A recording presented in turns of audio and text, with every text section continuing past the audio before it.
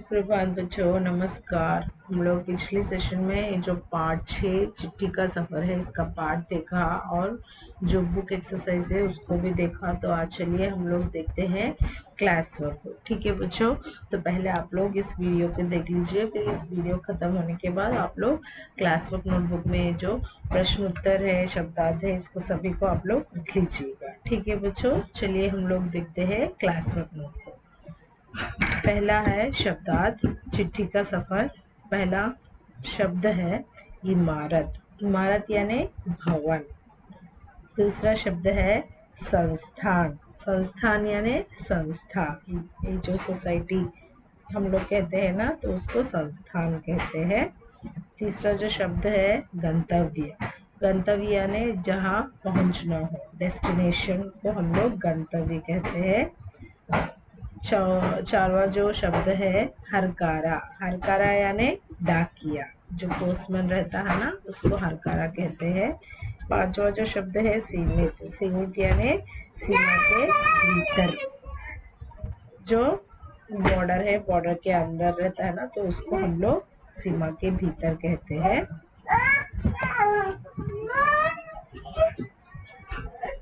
Sixth word है दुर्गम। दुर्गम यानी जहाँ जाना कठिन हो, जो रास्ता आसानी नहीं होता है, तो उसको हम लोग दुर्गम कहते हैं।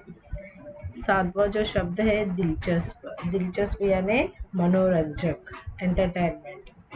आठवां जो शब्द है प्रजाति। प्रजाति यानी संबंधित जाति। तो अभी हम लोग ह्यूमन बीइंग्स है, तो हम लोग सब लोगों को हम लोग प्रजाति कहते हैं। और एनिमल्स जो है उसका जो सभी एनिमल्स को मिलाकर हम लोग प्रजाति कहते हैं। पक्षियों को प्रजाति कहते हैं। जो संबंधित जाति होता है उसको प्रजाति कहते हैं। नवा जो शब्द है प्रवासी। प्रवासी यानी जो परदेश में रहने वाले, इसी देश के होते हैं मगर परदेश में रहते हैं, तो उसको हम लोग प्रवासी कहते हैं। ठीक है बच्चों, अब चलिए हम लोग लघु उत्तर को देखते हैं।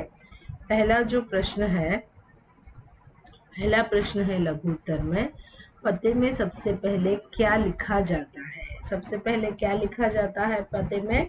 पहला एड्रेस लिखेंगे, तो उसमें पहले हम लोग हमारा नाम, फिर उसके बाद हाउस नंबर, ऐसा लिखा जाता है ना बच्चों। तो इसलिए यहाँ पर मैंने लिखा है कि पते में सबसे पहले छोटी भौगोलिक इकाई लिखी जाती है।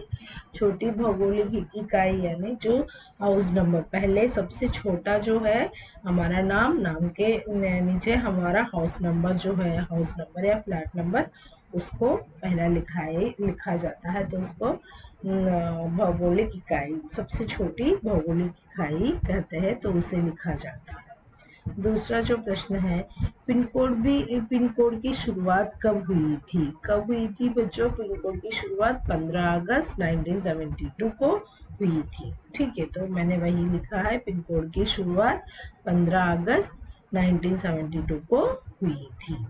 नेक्स्ट, तीसरा जो प्रश्न है, पदम जंस्कार किस चीज का नाम है? जो पदम जो है ना, इसको जंस्कार भी कहते हैं। तो कौन सी चीज का नाम है? एक चीज नहीं है, ये जगह का नाम है, जो लद्दाख में एक नाम का, जो एक प्लेस का जो नाम है, उसका नाम पदम है। ठीक है बच्चों, तो मैंने वही उत्तर लिखा, पदम जंस्कार लद्दाख में एक जगह का नाम है। ठीक है बच्चों, पदम लद्दाख, जो हम लोग सुनते रहते हैं ना, लद्दाख का भी जो चाइना और हमारे इंडिया का जो ये चल रहा है, तो लद्दाख के बॉर्डर्स में ही चल रहा है ना, तो वहाँ का जो एक जगह है उसका नाम है पदम। ठीक है बच्चों, उस जगह का नाम पदम होता है। नेक्स्ट, चारवा जो प्रश्न है, किस प्रजाति के कबूतर डाक संदेश ले जाने के लिए प्रशिक्षित किए जाते हैं? तो मैंने आपको ये पाठ पढ़ाते हुए भी मैंने आपको बताया था कि सारे कबूतर को संदेश भेजने के लिए हम लोग यूज नहीं करते। तो सिर्फ उसमें दो जाति है, एक जो जाति है हुमर जाति है और दूसरा जो जाति है गिरहाबाज। तो हुमर और गिरहाबाज जातियों के कबूतरों को लेकर उसको ट्रेनिंग दिया जाता है, प्रशिक्षित यानी ट्रेनिंग। ठीक है, ट्रेनिंग दिया जाता है, फिर उसके बाद संदेश भेजना शुरू करते हैं। तो जहाँ हम लोगों को जाना कठिन है, तो मुश्किल है, तो वहां पर हम लोग इस कबूतरों को यूज करते हैं। ठीक है बच्चों, तो मैंने वही लिखा, गिरहाबाज या हुमर प्रजाति के कबूतर संदेश ले जाने के लिए प्रशिक्षित किए जाते हैं, जैसे मैंने आपको अभी बताया था ना। So two types of pigeons only they are going to use for sending the messages. Okay, like that two types of pigeons are, one is girhabas, another name is hummer. Okay, these two types of pigeons only we are using for sending the messages. All the pigeons we are not sending, in that only particular types of pigeons are there, like that girhabas, hummer, these two only we are using. Next, पांचवा जो प्रश्न है, ग्रेनेक पुस्तक के hero का नाम क्या है? तो यहाँ पर इस पार्ट में ग्रेनेक पुस्तक के बारे में भी दिया गया है ना। तो उस पुस्तक के हीरो कौन है, उनका नाम क्या है? तो उसका उत्तर है, ग्रेनेक पुस्तक के हीरो का नाम भी ग्रेनेक ही है। सो उस हीरो का नाम भी सेम, टाइटल क्या है वही नेम, वही नाम है उस हीरो का भी। तो ग्रेनेक पुस्तक का हीरो का नाम भी ग्रेनेक ही है।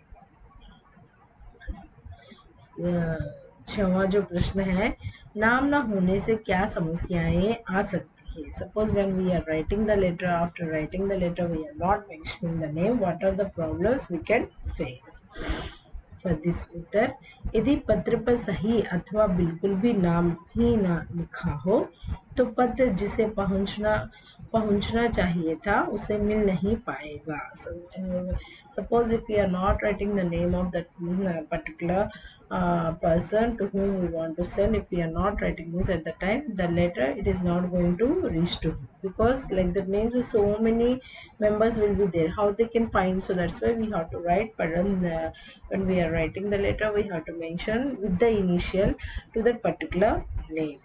यदि सही पता लिखा होगा तो पत्र पहुंच जाएगा। Suppose the name is different but the address is correct address ना, डेफिनेटली इट कैन रीच, परंतु खोलकर पढ़ने पर ही पता लगा पाएगा कि पत्र किसके लिए है।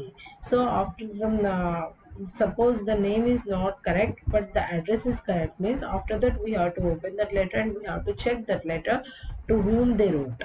Okay, so at the time only to whom that letter was sent we can able to know that thing. So for that reason only we have to write the name correctly and address also correctly.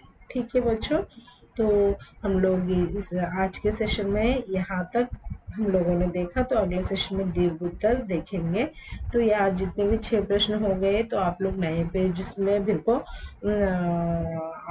फिर से आप लोग शब्दार्थ, ये जो जितने भी शब्द है चिट्ठी का सभा हेडिंग रख के ऐसे रोमन नंबर 1 शब्दार्थ जितने भी है 9 शब्दार्थ आपको लिखना है। फिर उसके बाद ये जो लघु उत्तर है 6 प्रश्न आपको लिखना है। तो write in the neat hand writing.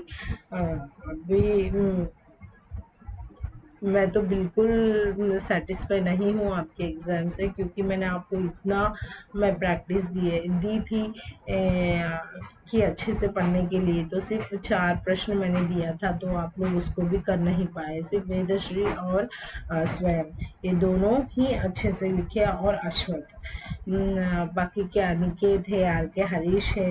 Really I felt very bad by seeing your paper, even though you people are not at all wrote about that picture which one I had given like as a chitra varnan, so that one is also you people are was not wrote. And Aniket, really I felt very bad by seeing your question and answers. Okay, in that I think you wrote only 1 or 2, I think उससे भी ज़्यादा नहीं लिख पाए, तो आप लोगों को बिल्कुल बहुत कम मार्क मिले हैं। तो अगले टाइम पे जो भी मैं टेस्ट रखती हूँ, तो please concentrate on that and learn what ever things, what ever which one I am taking the revision, that one alone you learn and do the perfection on that and do the little bit work on that. तो ऐसे मैंने exam बोला था, आप लोग ऐसे ही directly आके when you are seeing, when you are looking to that paper, nothing you will get. So at least you have to do some 50% of hard work. Okay, so nothing you don't know, just simply you're opening and you're starting writing the exam is how you people can able to write that thing. Really, I felt very bad, Aniket. But next time onwards, you have definitely you people has to get good marks. For getting the good marks only, I had given full week revision, but you people are not at all showing your interest. If you are showing your interest only, I can able to do. I can. I'm thinking, okay, for them I have to teach some new things. What are the things if I am teaching? So instead of that, I'm thinking more to what I have to teach. Okay, how I have to connect with them. Like that, I will think. If you are not asking anything, not at all performing anything in the exam, is really I felt very bad. Okay, children. So all these things up to this much, 6 question and answers you write in your classwork notebook. We'll meet in the next session. हम लोग मिलते हैं अगले session. धन्यवाद बच्चों.